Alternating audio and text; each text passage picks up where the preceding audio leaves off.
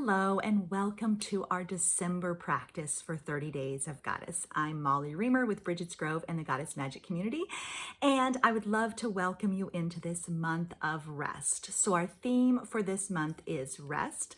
The goddess we are honoring is Cerridwen, the Welsh goddess of the cauldron, of inspiration, of poetry, of steeping, and renewal, and lots of other things as well. And there'll be more about her in our Goddess Guidance Club video.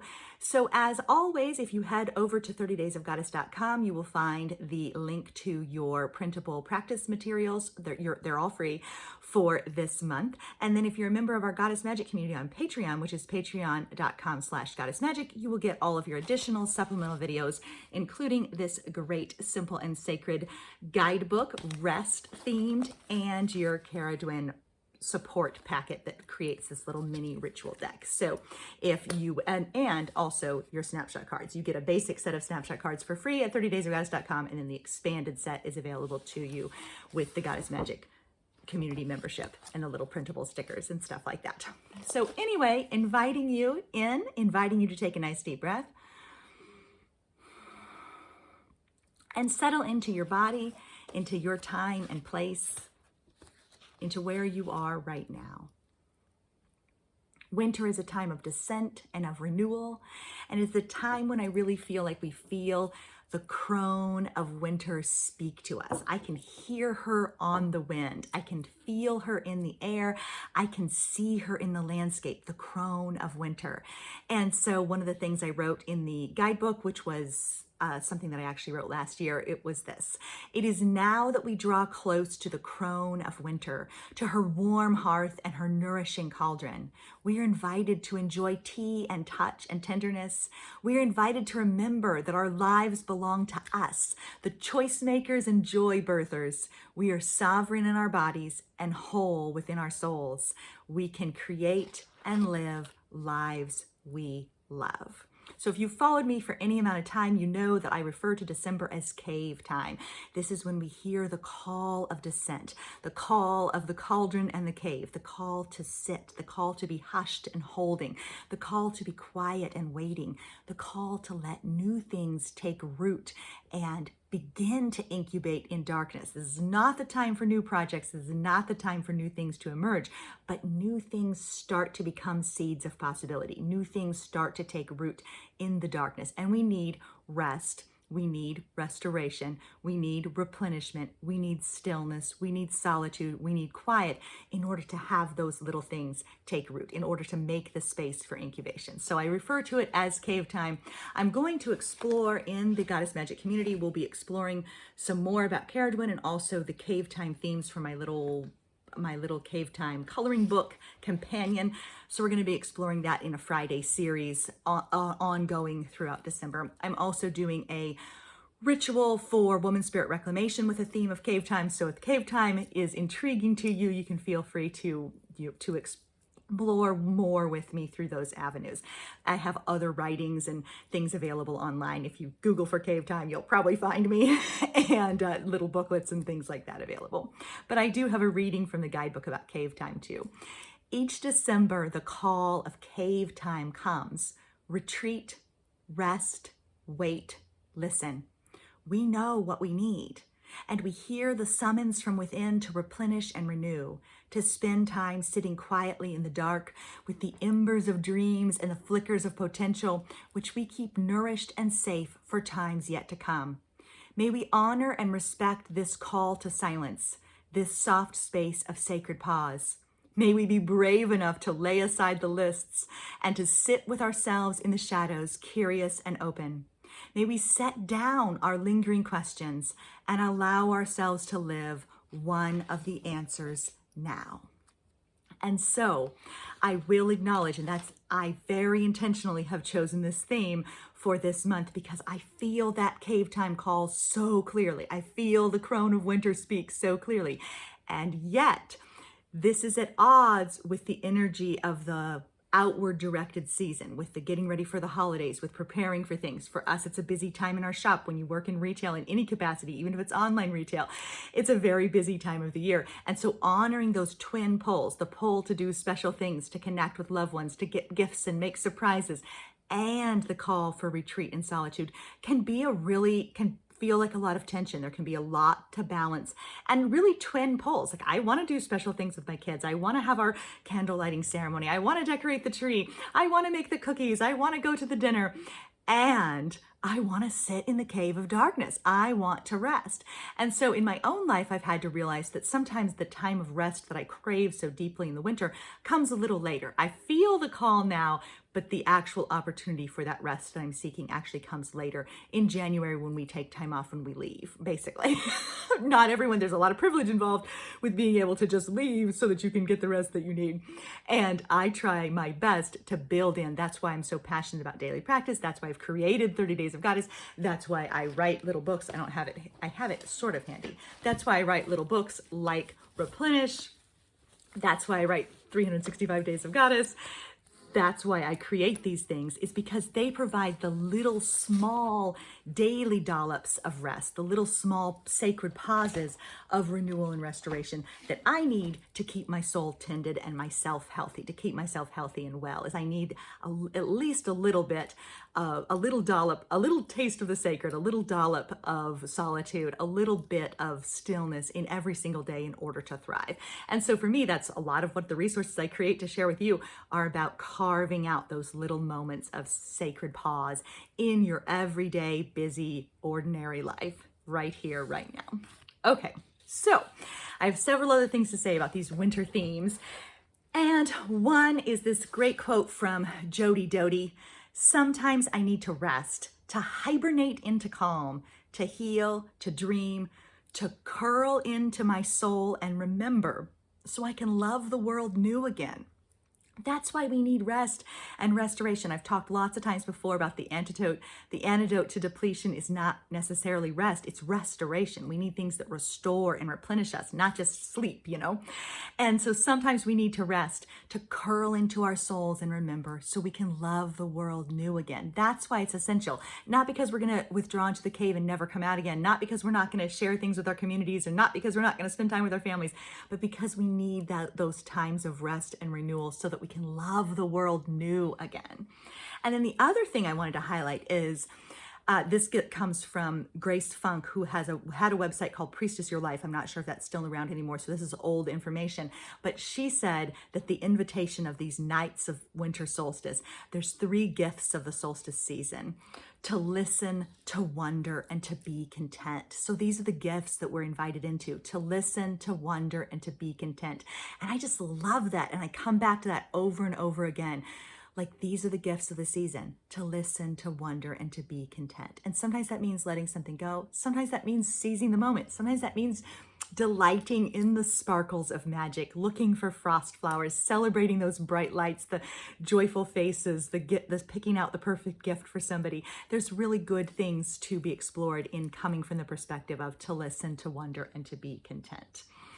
And then another favorite quote, which you may have heard me share before because it's one of my favorites, is from Patricia Monaghan's Seasons of the Witch. I think I'm actually personally responsible for setting this quote loose on the internet, because I read this book quite a few years ago. I typed this quote and posted it on my blog, I believe at the time, and I've since seen it repeated many times. So I didn't write it, but I think I'm the one who typed it originally and put it onto the internet, and it has been replicated in many ways and has been shared on lots of big pages and that kind of stuff. And I'm like, I'm pretty sure it was me that typed it up, because the quote was written in the 90s when people weren't putting stuff on the internet.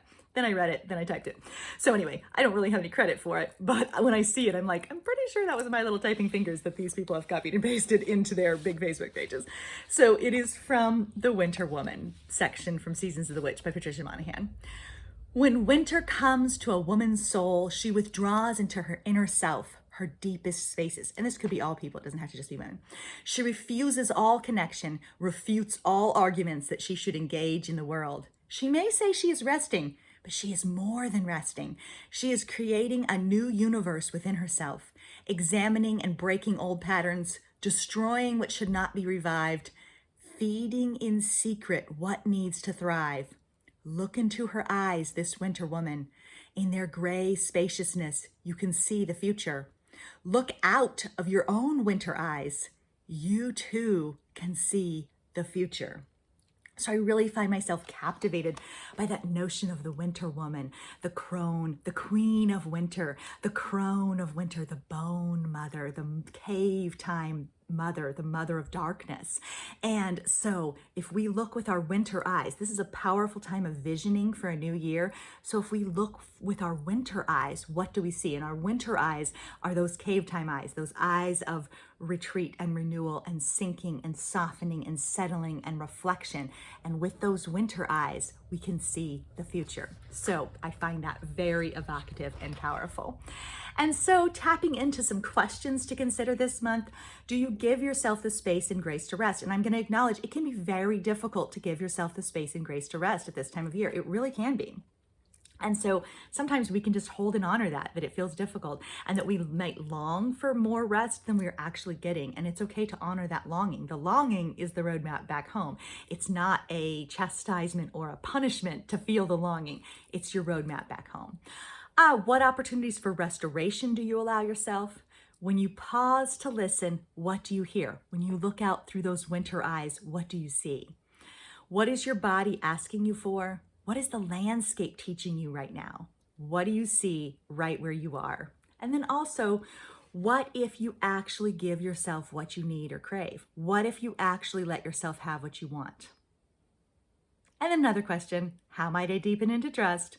What does the crone of winter have to teach me? So you may wish to spend some time with these questions. They are available to you on the snapshot card. You can dialogue with them. You can dream about them. You can look at them with your winter eyes. But basically, do you allow yourself to rest? Do you allow yourself to rest? And how might you build in more small pauses for restoration? It doesn't have to be the big, giant, long retreat, but how might you build in a daily small pause for the rest and renewal that you crave? And so I had a few more other things to share. One is a quote from Ralph Waldo Emerson: "Come out of your warm, angular house, resounding with few voices, into the chill, grand, instantaneous night, with such a presence as the full moon in the clouds, and you are struck with poetic wonder." And then there's another one that I wanted to share that was also from the winter section of Seasons of the Witch. Gather your soul at the hearthfire of winter. Hold the embers of last year. Oh my gosh, I'm gonna start over. Gather your soul at the hearthfire of winter. Hold the embers of last year's dreams. Celebrate the warmth of that which has ignited. Honor and release that which has grown cold. Rest for a moment in the grace of winter's thoughtful spaces. Rest for a moment in the grace of winter's thoughtful spaces. Rooted in power, I draw from laughter to embrace the mystery and to guide initiation. I strive for connection, am challenged by passion, and emerge into ecstatic bliss and freedom.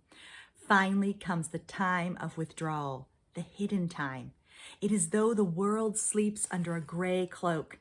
Everything is still and silent. It is as though the world sleeps under a gray veil. Life has moved to the center, to its hidden darkness.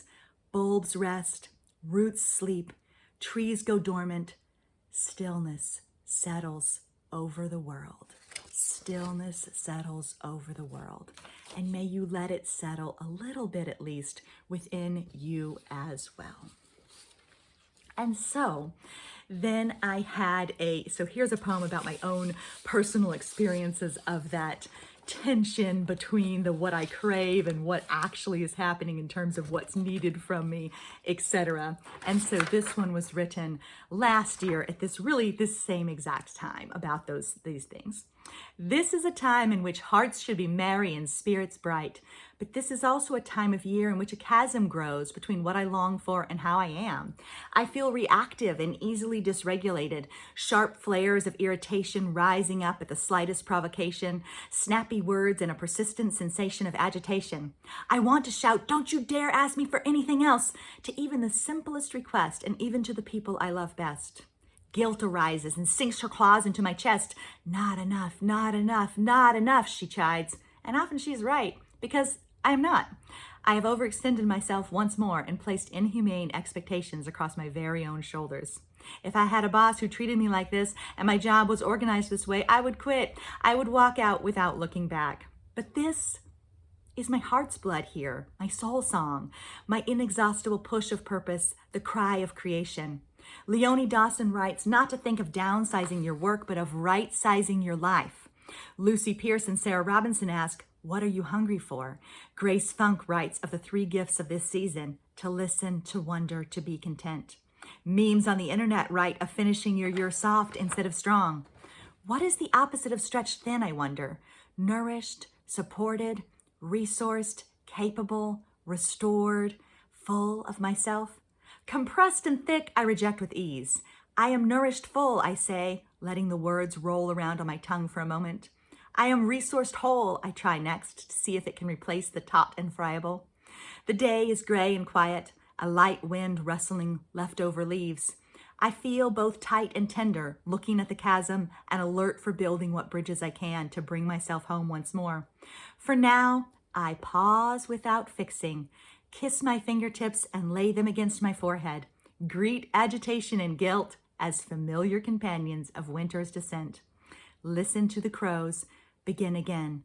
Wonder if I'm serious about changing, about doing it differently, about refusing to hurt myself anymore. Every time I actually listen, I discover I can trust myself, my sacred yeses and holy no's, my body a reliable oracle of desire and truth. I am the site of my own liberation, I vow into the sudden drops of new falling rain. I am fully nourished, I say. This sounds right. The bridge I seek is right here inside me.